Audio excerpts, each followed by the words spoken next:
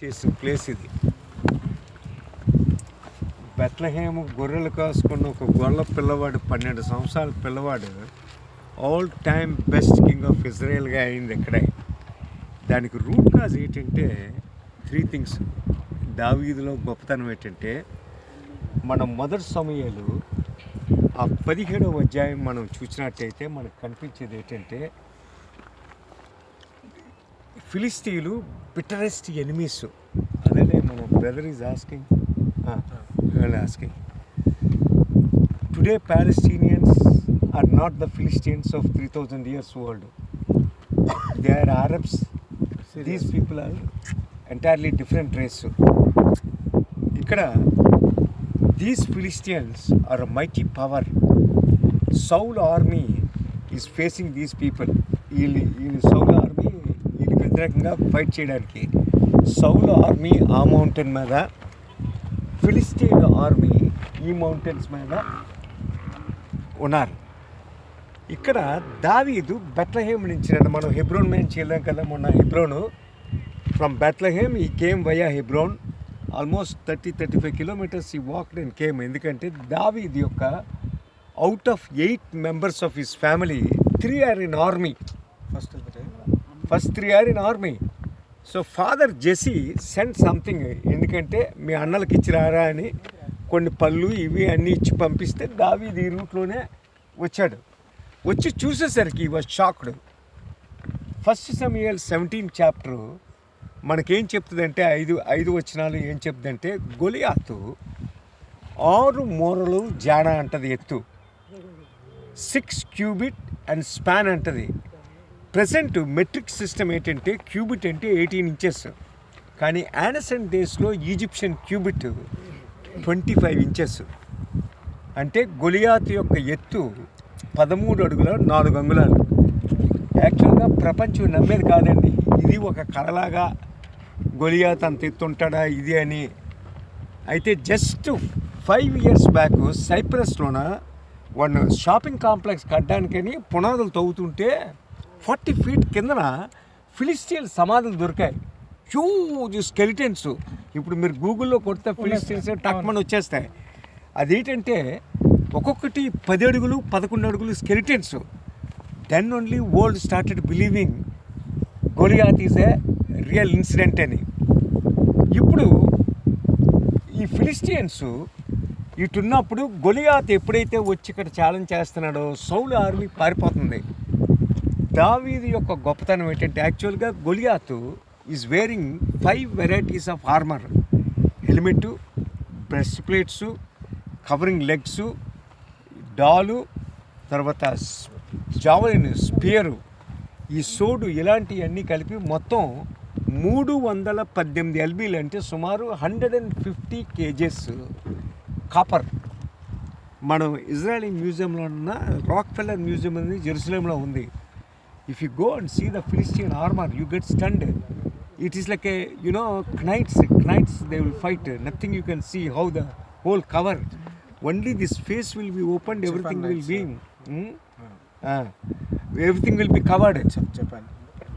So, like that armor, that fellow is wearing 150 kgs copper armor he was wearing. Now 40 days he is challenging the Saul's armies. They are running away. దావీదు ఇక్కడికి వచ్చిన తర్వాత he uses one word అండి. 1 Samuel 17 chapter 26 and 27 దావీదు చెప్పిన మొట్టమొదటి ఏంటంటే, జీవము గల దేవుని సైన్యాన్ని తిరస్కరించడానికి ఈ సున్నతి లేని ఫిలిస్తీయుడు ఎంతటి వాడు అంటాడు.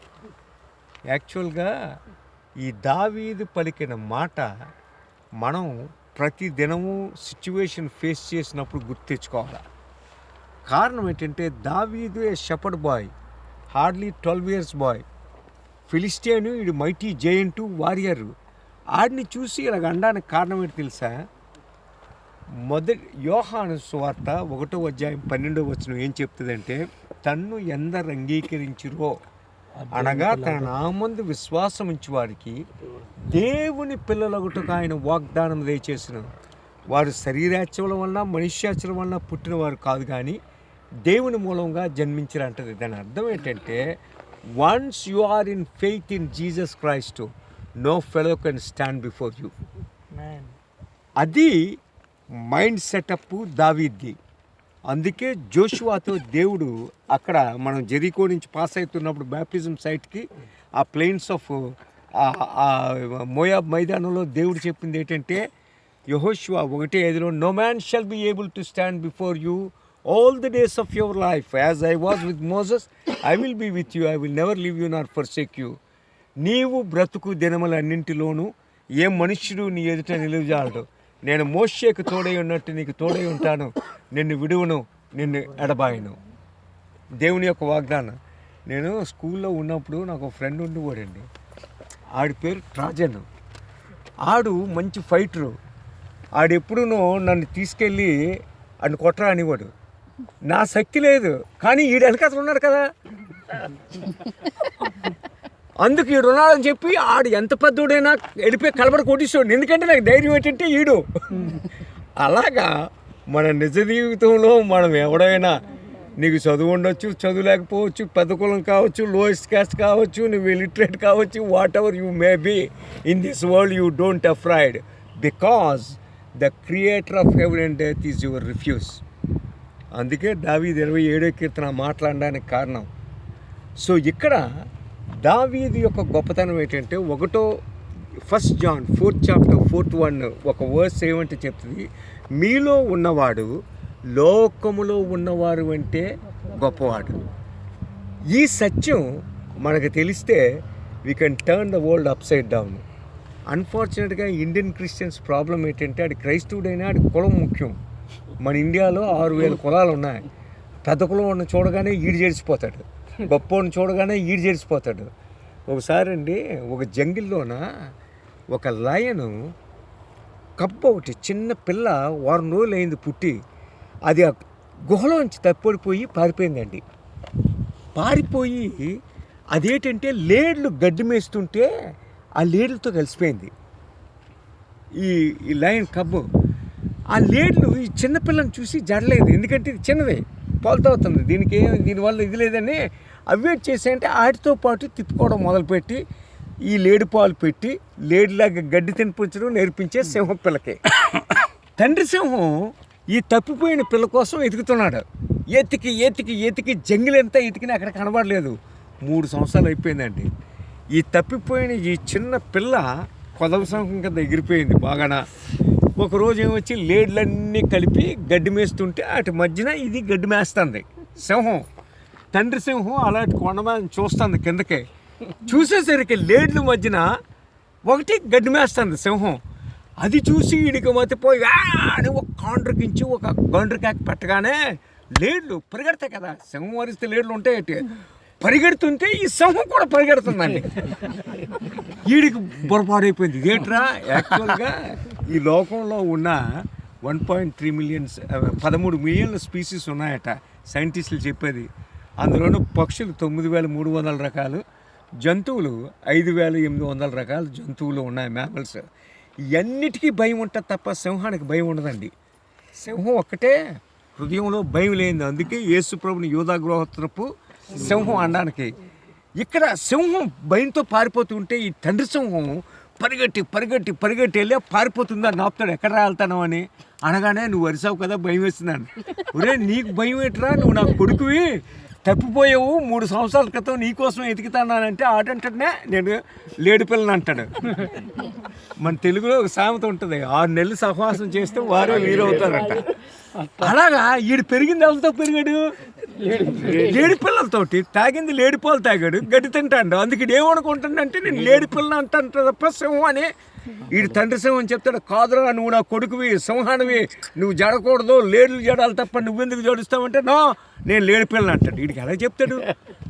అప్పుడు ఏం చేయాలో బాధపడక రానా నాతో అని చెప్పి ఒక దగ్గర వాగు పారుతుంటే ఆ వాగు దగ్గర తీసుకెళ్ళి రాయ్ ముఖం పెట్టరా అన్నాడు. వీడు చూశాడు నీటిలోన, ముఖం చూడు నీది, నా ముఖం చూడు అన్నాడు. ఇలా చూసి నీది నాది ఒకే ముఖమా? అప్పుడు అన్నాడు, నువ్వు నా కొడుకురా అని. ఇది మన ప్రాబ్లం ఇండియన్ క్రిస్టియన్స్ తోటి. మనం ఏంటంటే క్రైస్తవుడు అయినా దేవుని వాగ్దానాలు తెలియక, నువ్వెవరో తెలియక, నీలో ఉన్నది ఎవరో తెలియక, అమ్మో నేను మానవుడిని, నేను మాతుకోడిని, ఈ ప్రాబ్లంతో మనం ఇలాగా తయారవడానికి కారణం ఇండియాలోన. ఒరిజినల్గా స్పీకింగ్ చెప్పాలంటేనండి, ఈ లోకంలోన మనం సూపర్ పవర్స్. మొన్న వరల్డ్ హెల్త్ ఆర్గనైజేషను ఒక రిపోర్ట్ రిలీజ్ చేసిందండి. షాక్డ్, అన్ని తెలుగు పేపర్లు అన్నింటిలో వచ్చింది. ప్రెసెంట్ లోకంలో ఉన్న వెల్త్ని అంతటినీ ఏ రిలీజను ఎంత కంట్రోల్ చేస్తుందని. ఇస్లాము 6.3% అండి ఇస్లాము. హిందువులు 3.5% అండి. క్రైస్తవులు 57% అండి. ఎక్కడ వ్యాస్ట్ గ్యాప్. అందుకే ప్రపంచంలోనే ఎవడైనా ఆడు తురకోడవని, హిందువుడవని, ఏ మతం వాడవని, ఏ దేశం వాడవని, వాళ్ళ పిల్లల్ని ఎక్కడ పంపుదాం అనుకుంటాడు? ఆఫ్ఘనిస్తాను, సూడానునా, అమెరికా, కెనడా, క్రిస్టియన్ కంట్రీసే. ప్రపంచానికి సూపర్ పవర్ కంట్రీస్ క్రిస్టియన్స్, ప్రపంచానికి రిచెస్ట్ క్రిస్టియన్స్, ప్రపంచానికి పిండి దగ్గర నుంచి శాటిలైట్ వరకు కనిపెట్టింది Christians. World is a Christian world. ప్రపంచంలోన ఇస్లామిక్ దేశాలు 56 అయితే క్రిస్టియన్ దేశాలు 123, హిందూ దేశాలు 2. మనది మనకంటే దగ్గర కంటే నేపాల్. అంటే ఇప్పుడు క్రైస్తవుడు అన్నందుకు మనకు ఎలాంటి ధైర్యం ఉండాలా? సింహంలాగా ధైర్యం ఉండాలి తప్ప లేడి పిల్లలకు పారిపోయే ధైర్యం కాదు మనది. ఇక్కడ దావీదు ఎక్సర్సైజ్ చేసిన ఫెయిత్ ఏంటంటే అదే, నేను I belongs to the living God అని. ఎవడవైనా ఒకటే. ఈ సున్నత లేని ఫిలిస్తీయుడు ఎంతటి వాడు? జీవము గల దేవుని సైన్యాన్ని తిరస్కరించాడు. అందుకే నీ జీవితంలో తెల్లవారు లేచేసరికి రకరకాల గోలిగాతులు మనకు ఎదురవుతారు. ఫైనాన్షియల్ ప్రాబ్లం అనే గోలిగాతులు, లేకపోతే పోలీస్ కేసులు, కోర్టు కేసులు అనే గోలిగాతులు, ఆరోగ్య సమస్యలు అనే గోలిగాతులు, అప్పులు బాధలు అనే గోలిగాతులు, ఎడ్యుకేషన్ సమస్యలు అనే గోలిగాతులు, ఉద్యోగాల సమస్యలు అనే గోలిగాతులు, కుటుంబ సమస్యలు అనే గోలిగాతులు. అయితే నువ్వు చెప్పవలసింది ఏంటంటే, Satan you have no right on me, I belongs to Jesus. అది సీక్రెట్ అండి. ఇక్కడ దావీదు కనుగొన్న సీక్రెట్ ఏంటంటే, ఆడు ఎంత మైటీ జాయింట్ అయినా I belongs to the living God. మొదటిది ఇక్కడ. రెండవది ఏంటంటే, దావీదు సౌలు దగ్గరికి వెళ్తాడు. సౌలు ఆ క్యాంప్ మీద ఉంటే వెళ్ళి దావీదు అంటాడు, రాజా నీ దాసుడు గొర్రెలు కాసుకుంటే ఒకరోజు ఎలుగుబంటి, ఒకరోజు సింహం వచ్చి అట్లా పట్టుకొని వెళ్తుంటే అట్లా చంపిస్తాను. ఈ సున్నత లేని ఫిలిస్తీయుడు వాటిలో ఒకదాని వలె అగునుగాక.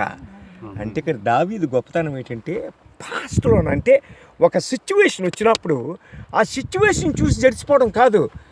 ఇలాంటి సిచ్యువేషన్లు నా జీవితంలో ఇంతకుముందు వచ్చినప్పుడు దేవుడు నన్ను ఎలాగ సేవ్ చేశారు అన్నది గుర్తెచ్చుకుంటాను. రియాలిటీగా ఇక్కడ సిచ్యువేషన్ వచ్చినప్పుడు తెచ్చుకొని, దేవుడు నన్ను అప్పుడు రక్షించారు కదా, ఇప్పుడు కూడా నన్ను రక్షిస్తారు అన్నది దావీదు యొక్క సెకండ్ ఇది. అందుకే దావీదు సమాధి దగ్గరికి వెళ్ళినప్పుడు నాకు ఎప్పుడు కొన్ని వాక్యాలు గుర్తొస్తాయండి. మనం మొన్నలే కదా దావీదు సమాధి దగ్గరికి. అది 103వ కీర్తనలో దావీదు ఫస్ట్ 5 వచనాలు ఏంటి తెలుసు అంటే, నా ప్రాణమా యెహోవాను సన్నతించుము, నా అంతరంగమున సమస్తమా ఆయన పరిశుద్ధ నామాన్ని సంచరించుము, నా ప్రాణమా యెహోవాను సంతమ, ఆయన చేసిన ఉపకారం మనం. అందుకే మన లైఫ్లోనండి ఎలాంటి సిచ్యువేషన్ వచ్చినా ఆ సిచ్యువేషన్ చూసి టెరిఫై అయిపోకూడదండి. ఇలాంటి సిచ్యువేషన్లో ఇంతకుముందు నా ప్రభువు నన్ను ఎలా రక్షించారు అన్నది గుర్తు తెచ్చుకుంటే యు కాంకర్ ది సిచ్యువేషన్. ఇది దావీదు ఇక్కడ ఎక్సర్సైజ్ చేసిందండి.